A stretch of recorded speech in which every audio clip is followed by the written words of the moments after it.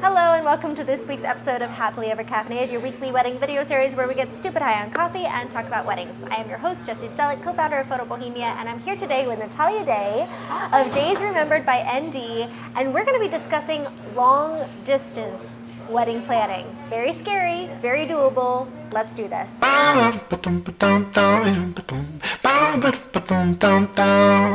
tell me a little bit about, start off with how you came to be in the wedding world.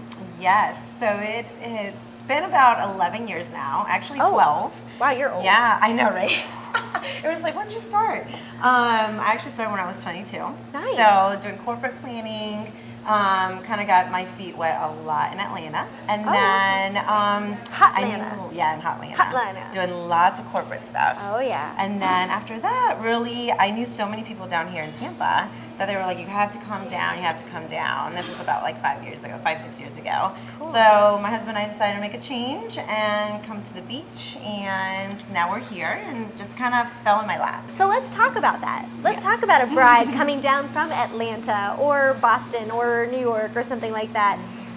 I feel like it is a very scary proposition unless you have, unless your mom lives down here or a good friend lives down here who can kind of scout everything out for you. Right. It's a very scary proposition to say, I'm going to book all of these people sight unseen. Mm-hmm. So let's kind of talk about booking vendors online. So are there any warning signs that you look for when you are looking at a vendor online?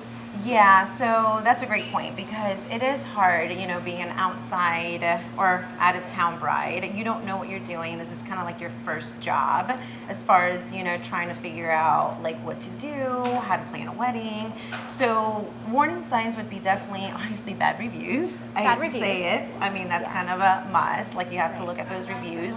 Obviously, there's tons of companies out there that have hundreds and hundreds of reviews. So, you can't please everybody. So you just look at the overall. Actually, I saw a thing that said, don't trust people with only good reviews. Exactly. Which was interesting because, you can't please everybody all the time. And so I understand that. Yeah, especially if you do like high volume, there's no way that you can like match. You try to match with every client, but know. But yeah, definitely bad reviews is a warning. Right. Another one is old websites. I know it's so hard to who has time, to keep updating their website and pictures and all of that. But if you really take, I do it once a month. Oh, wow. I have a marketing girl that works for me. Nice. And then one of my team members that does it, and it's just, keeping up and fresh because, again, brides are out of town, they need to see pictures. Yeah. They can't see things like in person. Yeah. So that's another warning. And when you see a website from like the 1990s, it's like flash enabled and all this stuff, and you're like, oh, I don't know about this. The bride's dresses are still with the poofy sleeves, and you're like, oh, I don't know if this is good. That would be a big thing. All right. Any other warning signs? That's pretty much. If it's overpopulated, again, website-wise, overpopulation of just simple. It needs to be simple and clean. Sometimes putting too much might also be a little bit of a red flag. Kind of like you're trying too hard. Yeah. So. Right. Don't pad the resume. Yeah, exactly. Yeah. Awesome. Okay. What about social media? Is that a big deal for vendors? Like if they're not very active, or if they're too how does that work? That's great you touch on that because honestly, social media to me is like the biggest thing. Okay. A lot of the vendors in the industry know that. Facebook, Instagram, Pinterest, even just searching them on Google and finding stuff about them. It just kind of lets a bride know it's like more of a security thing. Right. Being able to say, okay, this person works with the venue a lot. Right. Or this person, I was looking at ABC photography and, Oh, those ABC photographers. I know, right?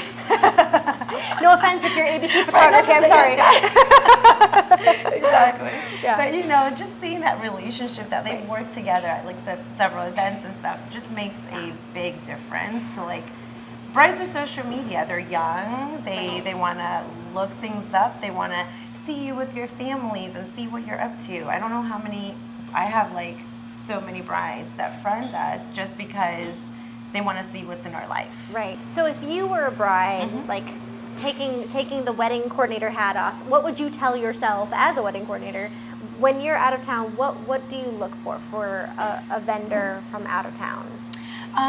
One of the biggest things that I look for is like if they have, not specifically a team, but I just want to see like what makes that specific vendor. So do they have a team in place? Do they have someone that does the sales? Is there someone that does, who's going to be, let's say if they are looking for a wedding coordinator, who's going to be my wedding coordinator? They want to see pictures. They don't just want to call a company and say, oh, you're going to get Tony. Right. But then who's Tony? Right. There's no picture on the website. Is it Tony with a Y? Right. Tony with an I? I don't know. Yeah. Exactly. Yeah. So that to me is like the biggest thing. And that's with anything really in life. Like when I'm researching, I always like to see like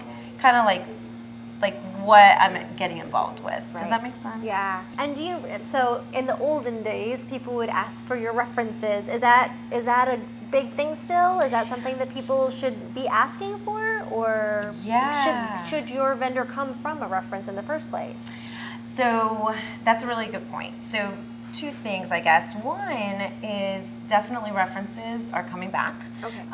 Before, I think because of the younger generation, it was really easy to just Google, book online. Right. But then, of course, a lot of and we'll talk about that, but a lot of drama per se came behind that, So really, Google's a great source, but then at the same time, if you have booked a venue, ask that sales coordinator at the venue, hey, have you heard of this vendor that I'm looking into? Right. So references are definitely huge. Or your wedding coordinator. Or your wedding coordinator, definitely. Yes.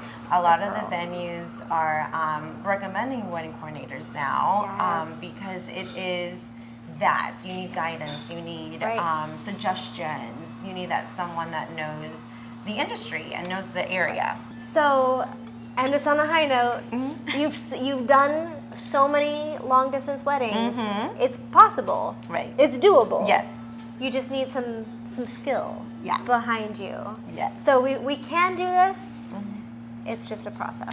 It is. It's a process and lots of just time at night and sitting on the couch and researching, but it's definitely I always have all of my out-of-towners, once they book that venue, it's like a whole weight is off of them. Oh, I'm sure. And then once they book us, same thing. The first email we get is they feel so relieved. They're like, we love you, thank God, just because it's just great. You're the parachute. Yes. Nice. Yes. Very nice. Oh, you can use that. Be like, here's your little parachute. Oh, Wouldn't that be cute? look at that. Done. Marketing complete. Awesome. You are lovely. Thank you so Thank much for joining us you. today. Definitely. And don't be scared if you're out of towners. Come on down to Tampa. It's all Definitely. right. It's great here. Yes. Thanks for joining us. Wait, what?